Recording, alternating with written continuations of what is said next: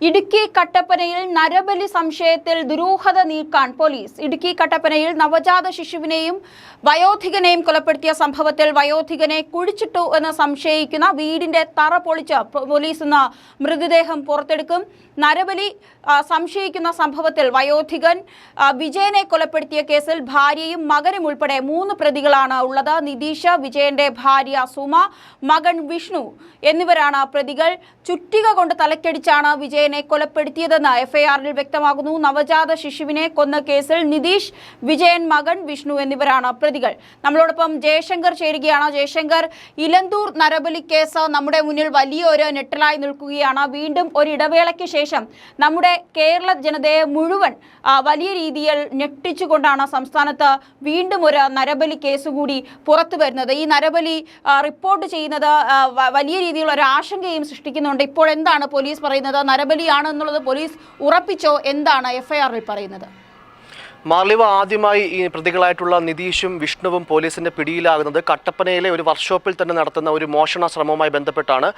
ഈ ഒരു കടയുടമയും മറ്റ് നാട്ടുകാരും ചേർന്ന് പ്രതികളെ പോലീസിൽ ഏൽപ്പിക്കുന്നു. വീണ്ടും പോലീസ് ഈ ഒരു അന്വേഷണവുമായി ബന്ധപ്പെട്ട്, മോഷണ കേസുമായി ബന്ധപ്പെട്ട് നടത്തിയ അന്വേഷണത്തിലും തെളിവെടുപ്പിലുമാണ് ഇത്തരത്തിൽ ഞെട്ടിക്കുന്ന നരബലിയിലേക്ക്, അതായത് ഇരട്ട കൊലപാതകത്തിലേക്കൊക്കെ ഈ കേസിന്റെ ഗതി മാറുന്നത്, ചുരുളഴിയുന്നത്. ഇവർ ഈ താമസിച്ചിരുന്ന വാടക വീട് കേന്ദ്രീകരിച്ച് നടത്തുന്ന അന്വേഷണത്തിലാണ് ഏറ്റവും ഞെട്ടിക്കുന്ന തരത്തിലുള്ള ചില തെളിവുകളൊക്കെ പോലീസിന് ലഭിച്ചത്.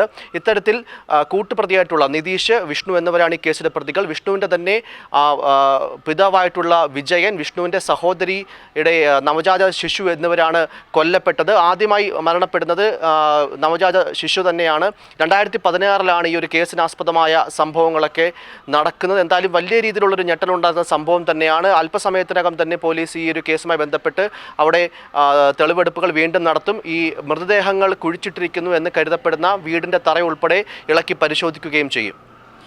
ജയശങ്കർ, ഇപ്പോൾ മരണപ്പെട്ടിരിക്കുന്നത് വിഷ്ണു എന്ന് പറയുന്ന വ്യക്തിയുടെ ഒരു പിതാവും അതുപോലെ തന്നെ സഹോദരിയുടെ മകനുമാണ്, സഹോദരിയുടെ കുഞ്ഞുമാണ്. എന്നിട്ട് പോലും ഈ 2016 അല്ലെ ഈ സംഭവം നടക്കുന്നത്? ഏകദേശം 8 വർഷം പിന്നിടുന്നു. എന്നിട്ടും എന്തുകൊണ്ടാണ് ഇത്തരത്തിൽ, എന്ത് ബന്ധമാണ് ഈ വിഷ്ണുവും നിതീഷും തമ്മിലുള്ളത്? അവർ വെറും സുഹൃത്തുക്കളാണോ? കാരണം ഇത്രത്തോളം ഇത് മറച്ചു വെക്കാൻ, ഇതുവരെയും അത് പുറത്ത് പറയാത്ത രീതിയിലുള്ള ഒരു അന്ധവിശ്വാസം, അതെങ്ങനെയാണ് കാണേണ്ടത്? മാർലിവ, പ്രധാനമായിട്ടും ഈ കേസിൻ്റെ നാൾവഴികൾ പരിശോധിക്കുമ്പോൾ വലിയൊരു അന്ധവിശ്വാസം കൊണ്ട് തന്നെ ഉണ്ടായ കൊലപാതകങ്ങളാണെന്ന് തന്നെ തീർച്ചയായും പറയേണ്ടി വരും. ഈ കേസിലെ മുഖ്യപ്രതിയായിട്ടുള്ള നിതീഷ് ഈ ആഭിചാര കർമ്മങ്ങളും പൂജകളും ഒക്കെ ചെയ്യുന്ന വ്യക്തിയാണ്. ഇത്തരത്തിൽ മറ്റു പ്രതിയായിട്ടുള്ള വിഷ്ണുവിൻ്റെ സഹോദരിക്ക് കൈക്കൊരു ബലക്ഷയമുണ്ട്. ഈ ഒരു ബലക്ഷയം താൻ ആഭിചാരക്രിയയിലൂടെയും പൂജകളിലൂടെയും ഒക്കെ മാറ്റിയെടുത്ത് തരാം എന്ന് പറഞ്ഞ് വിശ്വസിപ്പിച്ചുകൊണ്ടാണ് ആദ്യമായി നിതീഷ് വിഷ്ണുവിൻ്റെ, അല്ലെങ്കിൽ ഈ ഒരു മരണപ്പെട്ട വിജയൻ്റെ കുടുംബവുമായിട്ടൊക്കെ അടുക്കുന്നത്. ഇത്തരത്തിൽ ആഭിചാരക്രിയകളിലൂടെ താൻ ഈ ബലക്ഷയം മാറ്റിത്തരാം എന്ന് പറഞ്ഞുകൊണ്ട് അടുക്കുകയും പിന്നീട് ഇവരുടെ ജീവിത രീതി തന്നെ നിതീഷിൻ്റെ നിർദ്ദേശപ്രകാരം മാറുകയും ചെയ്യുന്നൊരു സാഹചര്യം ഉണ്ടാകുന്നു. ഇവർ പിന്നീട് അയൽവക്കത്തുള്ള ആൾക്കാരുമായിട്ട് ആരും ഒരു ബന്ധം പുലർത്താതിരിക്കുന്നു. പല വാടക വീടുകളും മാറി മാറി താമസിക്കുന്നൊക്കെ ഒരു സാഹചര്യം ഉണ്ടാകുന്നു. ആ സമയത്ത് തന്നെ ഇത്തരത്തിൽ മരണപ്പെട്ട വിജയൻ്റെ സഹോദരി പോലീസിലുമൊക്കെ ഒരു പരാതി നൽകുന്നുണ്ട്. കാരണം ഇവരുടെ ചില നീക്കങ്ങളിലൊക്കെ ദുരൂഹതയുണ്ട്, ഇവർ വീടുകൾ മാറി മാറി താമസിക്കുന്നു എന്നൊക്കെ. അത്തരത്തിൽ പിന്നീട് ഇവർ ഒരു വാടക വീട്ടിൽ വെച്ച് വിജയനെ കണ്ടുവെന്ന് ഈ ഒരു വിജയൻ്റെ തന്നെ സഹോദരിയോട് പറയുന്നൊക്കെ ഒരു സാഹചര്യമുണ്ട്. എന്തായാലും ഈ ഒരു കേസിലുടനീളം, ഈ കേസിൽ ഉണ്ടായ ഈ ഒരു സംഭവങ്ങളും അല്ലെങ്കിൽ കൊലപാതകങ്ങളുമൊക്കെ മറച്ചു വെക്കുന്ന രീതിയിൽ പോലീസിലേക്ക് കുടുംബാംഗങ്ങൾ പോലും ഈ ഒരു കാര്യം മരണമുണ്ടായെന്ന് റിപ്പോർട്ട് ചെയ്യത്തക്ക രീതിയിൽ ഉണ്ടാകുന്ന ഒരു വലിയ അന്ധവിശ്വാസത്തിൻ്റെ ചുരുൾ കൂടിയാണ് ഈ ഒരു കേസുമായി ബന്ധപ്പെട്ട് പുറത്താകുന്നത്. തീർച്ചയായും. എന്തായാലും ഇലന്തൂർ നരബലി കേസിനു ശേഷം, ഒരു ഇടവേളയ്ക്ക് ശേഷം വീണ്ടും കേരളത്തെ ഞെട്ടിച്ചുകൊണ്ട് ഒരു നരബലി കേസ് എന്നുള്ള രീതിയിലാണ് ഇപ്പോൾ കട്ടപ്പനയിലെ ഒരു മോഷണ കേസാണ് ഇത്തരത്തിൽ 2 ഇരട്ട കൊലപാതക കേസായും അതോടൊപ്പം തന്നെ ഇത് കൊലപാതകം നടത്തിയത് നരബലി ആയും ഒക്കെ എന്താണ് സംഭവത്തിന്റെ മുഴുവൻ വിശദാംശങ്ങൾ ലഭ്യമായിട്ടില്ലെങ്കിലും സംശയിക്കുന്നു എന്നുള്ളതാണ്. ജയശങ്കർ, മറ്റൊരു കാര്യം കൂടെ ചോദിക്കുന്നത്, നിലവിൽ എവിടെയൊക്കെയാണ് ഈ കുഞ്ഞിന്റെയും പിതാവിന്റെയും മൃതദേഹം കുഴിച്ചിട്ടിരിക്കുന്നു എന്നുള്ളതാണ് പ്രതികളുടെ മൊഴി. എവിടെയൊക്കെയാണ് ഇന്ന് തുറന്ന് പരിശോധന നടത്തുക?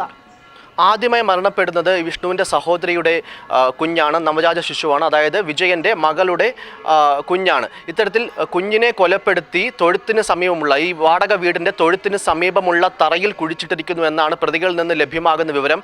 അതുപോലെ തന്നെ വിജയൻ്റെ മൃതദേഹം വീടിനകത്ത് തന്നെയുള്ള കോൺക്രീറ്റ് തറയിലാണ് മറവ് ചെയ്തതെന്നും അറിയാൻ സാധിക്കുന്നു. ഇത്തരത്തിൽ ഈ ഒരു വീട്ടുടമ ഈ ഒരു കോൺക്രീറ്റ് പുതുതായി പാകിയതാണ്, ഇത്തരത്തിൽ പുതുതായി പൊളിച്ച് വീണ്ടും പാകിയതാണെന്നുള്ള രീതിയിലുള്ള ഒരു വ്യക്തത കൂടി നൽകിയതിൻ്റെ അടിസ്ഥാനത്തിലാണ് പോലീസ് ഇന്ന് ഈ ഇരു മൃതദേഹങ്ങളും പുറത്തെടുക്കുവാനായി ഈ ഭാഗങ്ങളിലെല്ലാം ശക്തമായ അന്വേഷണം നടത്തുന്നത്. അല്പസമയത്തിനകം തന്നെ എന്തായാലും ഈ ഒരു തറ പരിശോധിച്ച് പോലീസ് തെളിവെടുപ്പ് നടത്തും.